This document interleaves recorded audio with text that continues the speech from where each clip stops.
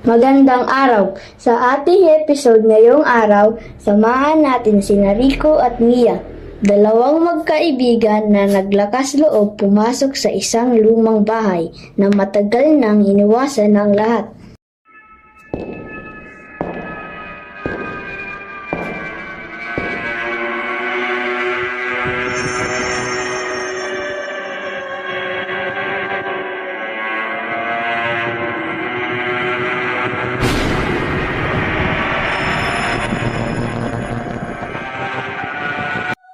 Rico, sigurado ka ba dito? Sabi nila may nagpaparamdam sa bahay na to. Huwag kang matakot, Mia. Tsaka andito naman ako. Wala yang multo-multo. Tara na.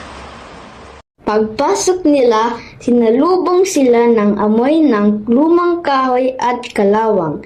Tahimik ang paligid, tanging yabag lang nila ang naririnig.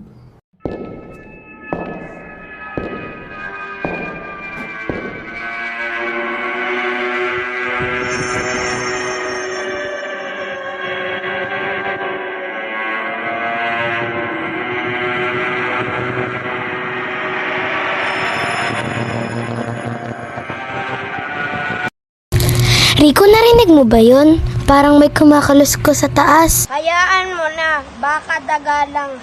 Halika na. Tignan natin. Hindi daga yan. May bumababa, Rico.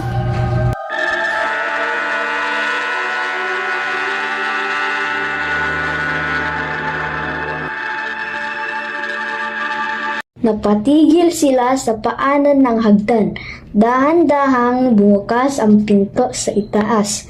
At sa liwanag ng kidlat, nakita nila ang isang anino ng babae. Nakaputing mahaba, nakatungo at dahan-dahang lumalapit.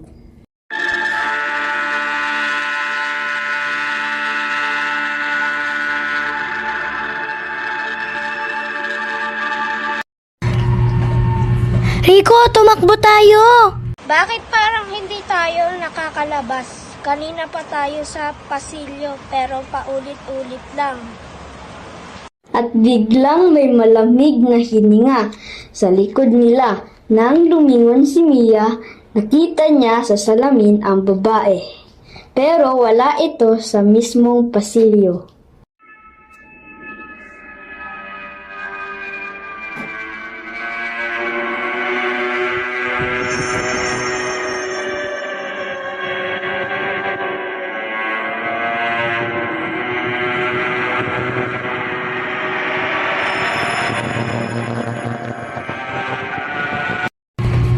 Rico, nasa likod mo siya.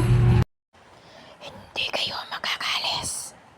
Kinabukasan, natagpuan ng mga kapitbahay ang lumang bahay na bukas ang pinto.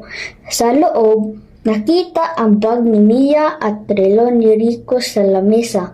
Ngunit sila mismo hindi na muling natagpuan.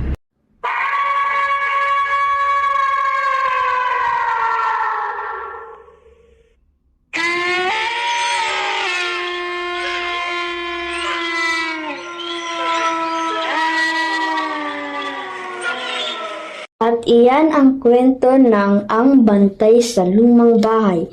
Tandaan, may mga lugar na iniiwasan ng lahat at may dahilan kung bakit.